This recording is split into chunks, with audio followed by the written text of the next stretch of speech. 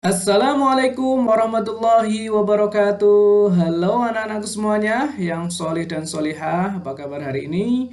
Bertemu kembali dengan Pak Guru, belajar bersama-sama lagi. Dan hari ini kita akan belajar apa? Simak videonya sampai akhir. Kita awali terlebih dahulu dengan membaca basmalah. Bismillahirrahmanirrahim. Anak-anak semuanya, hari ini kita akan belajar tentang rantai makanan dan simbiosis. Muatan IPA ya. Apa itu rantai makanan? Apa itu simbiosis? Kita bahas bersama-sama. Rantai makanan ya. Rantai makanan adalah hubungan atau peristiwa makan dan dimakan antar makhluk hidup di dalam lingkungannya menurut urutan tertentu. Nah, ini makan dan dimakan menurut urutan tertentu ya. Nah, dalam rantai makanan ada makhluk hidup yang berperan sebagai produsen dan konsumen. Tumbuhan berperan sebagai produsen karena menghasilkan makanan sendiri dan menjadi sumber energi utama bagi makhluk hidup. Nah, konsumen adalah makhluk hidup yang mendapatkan makanan dari produsen atau makhluk hidup. Nah, ini kalian termasuk makhluk hidup, makan ya. Nah, makan apa kira-kira? Dari mana? Nah, makan misalnya makan sayuran itu berasal dari apa? Dari tumbuhan. Maka tumbuhan itu disebut sebagai produsen dan kalian sebagai konsumen. Nah, itu ya. Misalnya ayam makan padi. Nah, artinya padi yang dihasilkan dari pohon padi itu dimakan ayam, maka ayam sebagai konsumen dan padinya sebagai produsen. Paham ya anak-anak ya? Gampang, mudah. Nah, konsumen yang mendapatkan makanan langsung dari tumbuhan disebut konsumen tingkat 1 atau konsumen 1 ya. Jadi konsumen yang mendapatkan makanan dari konsumen 1, nah, dari konsumen 1 tadi disebut konsumen 2. Kemudian konsumen yang mendapatkan makanan dari konsumen 2 disebut konsumen 3 dan seterusnya. Nah, ini urutannya. Nah, lebih jelasnya silahkan dilihat gambarnya ini. Dari produsen misalnya ini tumbuhan ya, kemudian dimakan tikus. Nah, ini kemudian tikus dimakan ular atau dimakan elang. Nah, atau ini tumbuhan dimakan belalang, belalang dimakan ayam, ayam dimakan elang. Nah, sebagai produsennya adalah tumbuhan, ini produsennya. Kemudian konsumen yang langsung ke produsen ya, memakan produsen itu namanya konsumen 1. Kemudian konsumen yang mendapatkan dari konsumen 1 namanya konsumen 2. Dan yang puncaknya adalah konsumen 3, konsumen puncak namanya. Nah, ini ya, paham ya? Ini piramida makanan. Ya. Baiklah. Nah, dalam rantai makanan ada satu komponen yang berperan besar, yaitu pengurai atau dekomposer ya. Pengurai adalah makhluk hidup yang menguraikan kembali zat-zat yang semula terdapat di dalam tubuh hewan atau tumbuhan yang telah mati ya. Dalam proses penguraian dihasilkan zat hara yang dimanfaatkan oleh produsen. Contoh pengurai adalah jamur dan bakteri. Jadi, jika ada tumbuhan, hewan, makhluk hidup yang mati, maka nanti yang bertugas menguraikan adalah atau bertugas sebagai dekomposer adalah jamur dan bakteri. Nanti setelah diuraikan maka akan menjadi zat hara yang digunakan oleh produsen tumbuhan lagi ya. Seperti itu. Sayuran ini berperan sebagai apa? Produsen. Kemudian sayuran ini dimakan oleh ulat. Nah, ulat ini sebagai konsumen 1. Kemudian dimakan lagi oleh burung sebagai konsumen tingkat 2. Nah, ini konsumen 1, ini 2. Kemudian kucing, dimakan kucing burungnya.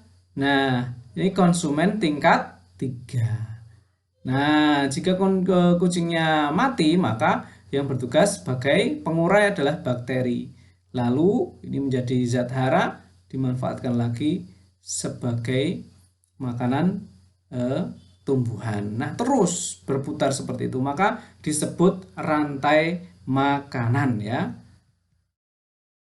Jaring-jaring makanan adalah gabungan dari beberapa rantai makanan yang siklusnya saling berhubungan ya. Jadi rantai makanan merupakan bagian dari jaring-jaring makanan. Organisme dalam jaring-jaring makanan memiliki beberapa organisme yang bisa dipilih menjadi makanannya.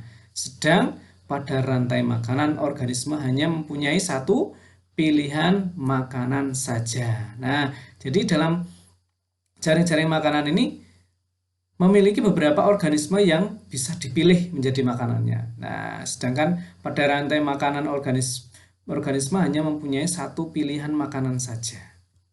Demikian.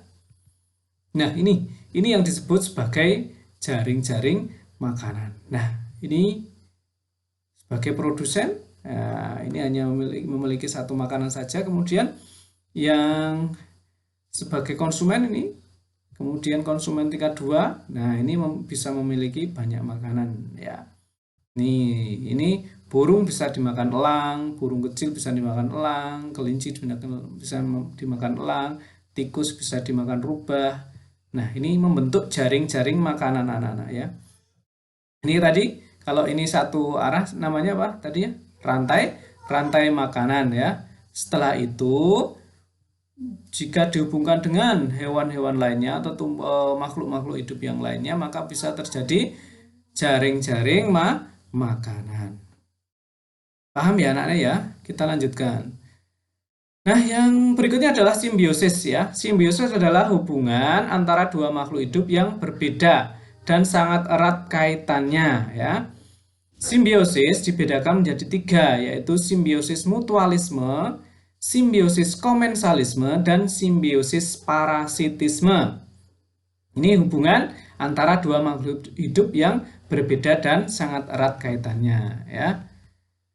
Simbiosis mutualisme adalah hubungan antara dua jenis makhluk hidup yang saling menguntungkan ya. Saling menguntungkan anak-anak. Mutualisme itu simbiosis atau hubungan yang saling menguntungkan. Contohnya apa? Hubungan kupu-kupu dan bunga ya. Kupu-kupu mendapat nektar ya. Bunga dibantu penyerbukan. Jadi saling menguntungkan. Hubungan hewan dan bunga. Lebah dan bunga. Lebah mendapatkan nektar, bunga juga dibantu penyerbukan. Kemudian hubungan kerbau dan burung jalak. Nih, burung jalak mendapatkan makanan kutu dari tubuh kerbau ya. Nih. Kemudian hubungan anemon laut dan ikan badut ya. Anemon laut ini mendapatkan perlindungan, sedangkan ikan badut makan parasit di tentakel anemon. Nah, dan terakhir adalah hubungan bunga rafflesia dan lalat ya. Lalat ini membantu penyerbukan dan lalat mendapatkan sari manis dari rafflesia. Ini adalah simbiosis mutualisme, saling menguntungkan. Ini contohnya. Nah, ini kupu-kupu ini mendapatkan nektar, sedangkan bunganya ini mendapat keuntungan yaitu penyerbukan, dibantu penyerbukan. Ini sama dengan lebah ya, dengan bunga. Nah, ini burung jalak yang di tubuh kerbau. Kerbaunya apa? Senang kutunya hilang dimakan burung jalak. Ya, burung jalaknya apa? Nah, jadi tidak lapar karena makan kutu dari kerbau. Kemudian ini rafflesia dan ini anemon laut. Kita lanjutkan.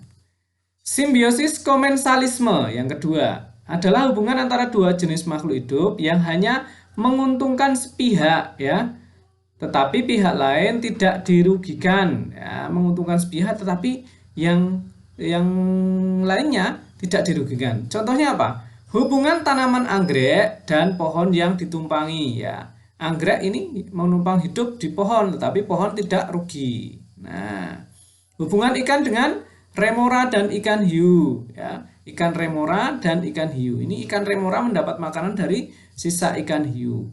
hiu pun tidak terganggu. Hubungan udang dan timun laut, ya, udang mendapatkan sisa makanan dan teripang atau timun laut ini tidak terganggu.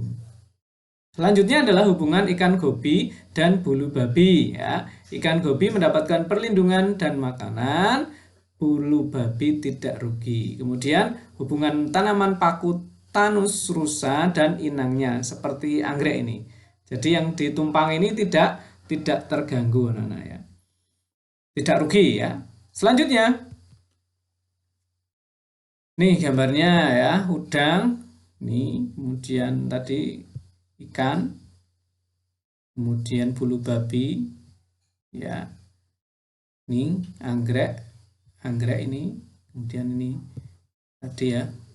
Nah, ini yang ditumpangi ini tidak terganggu, ya, tidak rugi, ya. Yang diuntungkan siapa? Ya, yang diuntungkan ini anggreknya untung, kemudian di sini juga untung karena menempel di pohon. Itu ya, anak-anak, ya. Yang terakhir adalah simbiosis parasitisme, ya, adalah hubungan antara dua jenis makhluk hidup yang mengakibatkan satu pihak untung tetapi pihak lain dirugikan. Nah, ini parasit, ya, sifatnya. Parasitisme ini hubungan dua jenis makhluk hidup yang mengakibatkan satu pihak untung, satu pihak lain dirugikan. Contoh, hubungan tanaman tali putri dan inangnya, ya. Hubungan antara tanaman tali putri dan inangnya. Ya, ini, ya. Tali putri mendapatkan makanan, inangnya bagaimana? Inangnya rugi, ya. Tali putri mendapatkan makanan, kemudian inangnya rugi. Kemudian hubungan cacing pita dan manusia. Nah, cacing pita ini mengambil makanan, ya, dan manusia rugi, yang sari-sari makanan diambil oleh cacing pita. Hubungan kutu dan hewan, ya, manusia, ya, kutu mendapatkan makanan, hewan atau manusia rugi, ya, kutu di rambut, ya, mengambil makanan darah dari manusia. Kemudian hubungan ulat dan tanaman, ya, ulat mendapatkan makanan, tumbuhannya rugi, ya, tanamannya rugi karena diambil ulat. Kemudian hubungan lalat buah dan buah, ini lalat buahnya bisa mengambil makanan, kemudian buahnya cepat busuk.